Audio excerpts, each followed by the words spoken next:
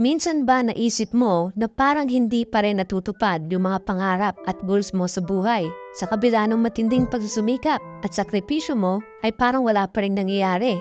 Ang masakit pa dito ay hindi na ikaw yung may dahilan kung bakit ka nagkakaganito. Kadalasan may mga tao na humihira sa iyo pababa. Mga tao na pumipigil sa pag-abot mo sa iyong dreams at naglilimit sa iyong potensyal. Ang masakit na katotohanan ay ang 4 na taong papatay sa pangarap mo ay malalapit pa sa iyo. Sino-sino ba mga ito? Ano rin ba ang dapat mong gawin kahit may mga taong pinipilit patayin ng pangarap mo? Mamaya din ay magbibigay pa ako ng bonus tips kaya abangan. Pero before we start, like mo na rin ang ating video, kaya handa ka na, let's go! Number 1, magulang mo. Una sa lahat, hindi ako galit sa mga magulang. Mahal ko nga rin parents at malaking pasasalamat ko sa lahat ng ginawa nilang sakripisyo. Mga aral na tinuro nila, nadala-dala ko hanggang ngayon at ang kanilang walang sawang suporta at pagmamahal. Pero may times na unintentionally, pinapatay ng parents natin ang ating mga pangarap. Inulit ko, unintentionally ito dahil mahal nila tayo at gusto nila na lagi tayong secure. Ayaw nila tayong mapahamak at pinoprotektahan lang tayo sa mga failures. Normal lang yun kasi meron silang pake at care sa kanilang anak. Ngunit na sa sobrang pagka-protective ng ating mga magulang ay nakalimutan nila yung mga bagay na gusto mong gawin o pangarap ng kanilang anak. Yung sarili mong pangarap at hindi yung pangarap nila para sa'yo. Inulit ko, sarili mong pangarap. Example, pangarap ng magulang mo na maging engineer ka. Kasi magandang course nga naman yon at maganda yung kikitain mo pag nag-work ka na. Which is hindi naman mali, pero sa loob-loob mo, hindi mo naman gustong mag-engineering. Wala ka lang choice kasi itong gusto ng magulang mo. Sinunod mo out of respect sa kanila at dahil ayaw mong sumama ang loob nila at magtampo sila sa iyo. Pero in reality, gusto mo talagang mag-business. Gusto mo pala ng ibang course tulad ng fine arts or pangarap mo palang maging artist kasi magaling ka sa music at iba pa.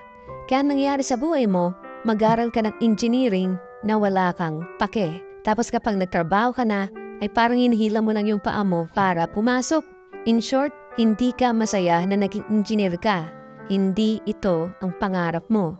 Kaya dapat may paliwanag mo sa iyong mga magulang ang side mo at magkaroon kayo ng understanding. Mahal na mahal tayo ng ating mga magulang na minsan masyado na tayo baby para tayong malit na ibon sa isang pugad na dapat naandun lang tayo. Nasa pugad na yon, doon komportable at safe pero in reality, napakalawak ng mundo at ang tanging paraan para matupad ang iyong pangarap ay kailangan matuto kang lumipad mula sa maliit na pugad at ma-explore mo yung malaking mundo. Kahit na pumalpak yung unang paglipad mo, nabangga ka sa puno, okay lang yun. Eventually, ma-figure out mo rin kung paano lumipad at mapalapit sa mga pangarap mo. Pero kahit super protective ng ating parents, hindi to sapat na dahilan para magtanim ng matinding galit. Number 2, asawa mo. Sabi nga sa quote, ay behind every successful man is a woman. Pero hindi lang yan sa success ng man, dahil sa success din ng woman, ay may suporta rin dapat ng asawang lalaki. Kaya importante na choose the right life partner para matupad din ang inyong pangarap sa buhay. Malaking factor ang partner mo sa magiging takbo ng iyong buhay.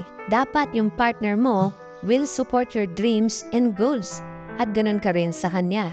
Yung mga tao kasi na napupunta sa maling partner na imbis umasenso ka sa buhay, ay lalo ka pang maghihirap. Yung asawa mo pala ay lasinggero, adik pala yan ng Google Pay paggalit, sugarol, welda sa pera, napakatamad at iba pa. Kaya imbis na umangat ka, para kang may kasamang pabigat sa buhay. May times na hindi mo masabihan yung asawa mo kasi nga nananakit, bilang nagtatampo o kaya binabaliktad ka pa at lalabas ikaw pa yung may kasalanan. Hindi mo tuloy magawa yung pangarap mo kasi iniisip mo yung sasabihin at gagawin ng partner mo na syempre most of the time ay kukontrahin ka lang. Now, meron din namang matino, wala namang bisyo, pero dahil nga may mga pinapalaki at pinapara na kayong anak, ay nag-iiba na rin yung perspective. Ayaw na masyadong mag-take ng risk, ayaw na ng uncertainties. Natatakot sila mag-try mag-business or mag-try mag-invest, which is coming from a good place din naman, that paano nga naman kung mag-fail or na hindi gumana. Parang unintentional dream killer din yung partner mo sometimes, parang yung parents din natin. Pero mas maganda na magkaroon yung asawa mo ng mindset shift at mapaintindi mo sa kanya na part ng life yung mga setbacks at pagsubok.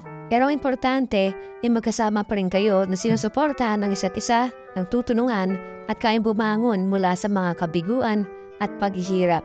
Most of the time naman, mas malaki yung reward kapag gumana yung pinaplano nyo, kaya go lang. Number 3, kaibigan mo. Sabi nga sa isang quote, "Show me who your friends are and I will tell you who you are." Kaya kung ang mga kaibigan mo ay puro bad influence, malamang na pare-pares kayo na walang mangyayari sa buhay. Kapag kasi kung sino yung lagi mong kasama na tumambay, lagi mong kausap, lagi mong kachat, ay nagagaya mo rin sila. Nahawa ka na sa mannerisms nila, sa mga sinasabi nila, sa ginagawa nila, at sa opinion nila. In short, na-influensyan ka ng circle of friends mo. Kung lagi silang walwal, malamang walwal ka rin. Kung mga puro kabastusan yan, malamang ganyan ka na rin. Kung puro chismisan sila, for sure nagiging ganito ka rin, and so on. Kaya importante na ma-filter mo yung mga tao na sasamahan mo at magiging mga tunay na kaibigan mo. Dahil mga tunay na kaibigan mo, tutunuan ka na mabot yung pangarap mo. Sila yung mga tao na susuporta sa iyo sa mga panahon na walang naniniwala sa iyo. Sila yung bibili sa manit mong negosyo. Sila yung mag-cheer sa iyo kapag down ka. At kung papalarin ka, sila pa yung magiging partner mo sa tagumpay. Huwag mo hayaan na hilahin ka pababa ng mga bad influence sa buhay mo. Huwag mo hayaan na ipamukha nila sa iyo na wala kang mararating at hindi matutupad ang mga goals mo sa buhay. Learn to connect sa right people. Hanapin mo yung mga tunay na kaibigan na nandyan palagi sa likod mo kahit nasa baba ka pa. Number 4, sarili mo. Ang papatay sa pangarap mo ay yung taong kaharap mo ngayon sa salamin. Oo, ikaw mismo. Dahil lagi mong pinapakinggan yung opinions at expectations ng iba sa iyo. Yung feelings at sasabihin din ng mga taong nasa paligid mo. Kadalasan naman ay mga bad habits at negative thinking mo ang pumapatay sa potential mo na maging malupit sa buhay. Wala kang disiplina. Lagi kang distracted sa social media. Puro ka panonood ng mga babae nagtitiktok. Puro ka games. Wala pang consistency. Kahit kang takot na mag-take ng risk. Masyado kang indecisive. Imbis mag-take ka ng action.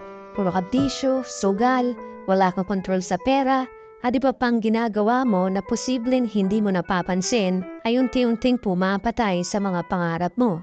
May times din na puro ka lang dasal, puro ka lang manifest, puro ka lang basa at research, pero hindi ka naman kumikilos, kaya wala rin talagang mangyayari. Parang sinasadya mo na ito para umiwas sa responsibility at mag-execute. Ang masakit na katotohanan ay ikaw mismo ang pipigil sa pag-abot mo sa iyong mga pangarap. Kaya kailangan na maging aware ka at ma-realize mo na kailangan mo magbago kahit step by step muna. Minsan lang tayo mabubuhay sa mundo. Himalangan na nabuhay tayo.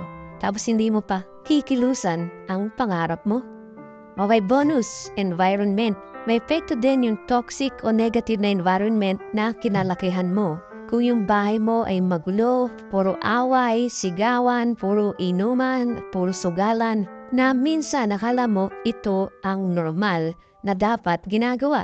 Nasasanay ka na sa ganyan or minsan mas lalo kang napanghihina ng loob kasi parang wala ng pag-asa ang buhay mo. Kasi ang mga nasa surroundings mo ay puro mga tambay, adik at mga pasaway. Pero dalawa naman ang naging buwan nito. Una, isang tao na gustong makaalis sa ganitong sitwasyon at gawin yung kabaliktaran ng mga nakalakihan at nakaugalian niya.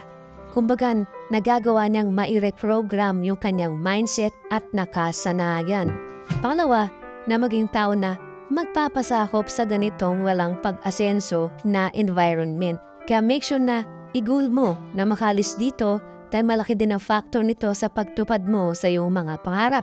Kailangan mong pilitin na maka-move out sa kahit anong paraan para may magbago sa buhay mo.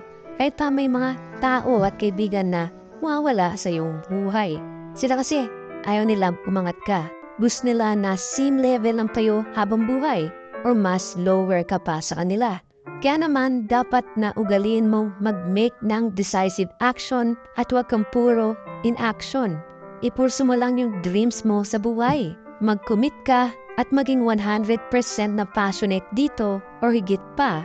Dahil for sure na one step ka na sa pangarap mo. Kensama itong 4 na tao na papatay ng pangarap mo sa buhay. Number 1, magulang mo. Number 2, asawa mo. Number 3, kaibigan mo. Number 4, sarili mo. At bonus, environment. You can follow us for more contents like this. God bless.